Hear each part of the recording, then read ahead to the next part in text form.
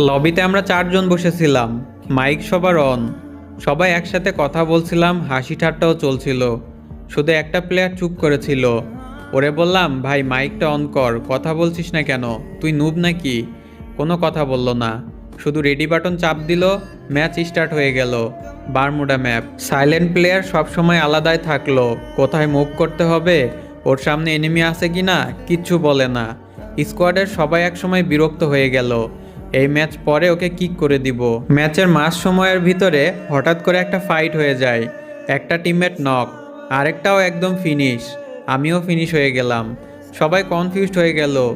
শুধু একটা প্লেয়ারই বেঁচে ছিল, সেই সাইলেন্ট প্লেয়ারটা। সে সামনে এগিয়ে যাচ্ছিল, এনিমিদের ফুটস্টেপ খুবই মনোযোগ দিয়ে শুনছিল। গ্লোয়াল একদম সঠিক অ্যাঙ্গেলে বসাচ্ছিল। দেখতে দেখতে সাইলেন্ট প্লেয়ারটা পুরো স্কোয়াডের এনিমিকে হেডশট মেরে খতম করে দিল।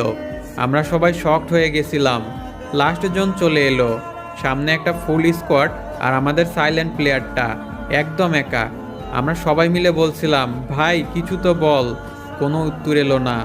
সাইলেন্ট প্লেয়ারটা জোন ধরে ধরে খেলতে লাগলো, এনিমিকে রাশ করতে দিল।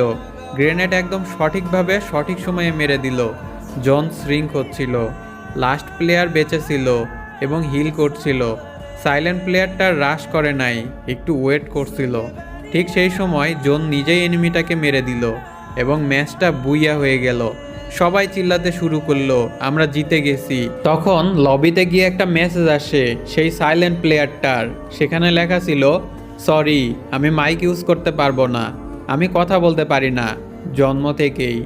তখন লবির সবাই একদম চুপ হয়ে গেল। যে ছেলেটাকে নিয়ে প্ল্যান করা হয়েছিল যে লবিতে আসা মাত্র তাকে কিক করে দেওয়ার কথা হয়েছিল, সেই ম্যাচের আসল হিরো ছিল। তার শেষ মেসেজটি ছিল, গেমে কথা বলা জরুরি নয়, শোনা, বোঝা এবং ধৈর্য ধরা এইটাই আমাদেরকে আসল জয় এনে দেয়। আর এই গল্পটা আপনাদের কাছে কেমন লেগেছে অবশ্যই কমেন্ট করে জানাবেন।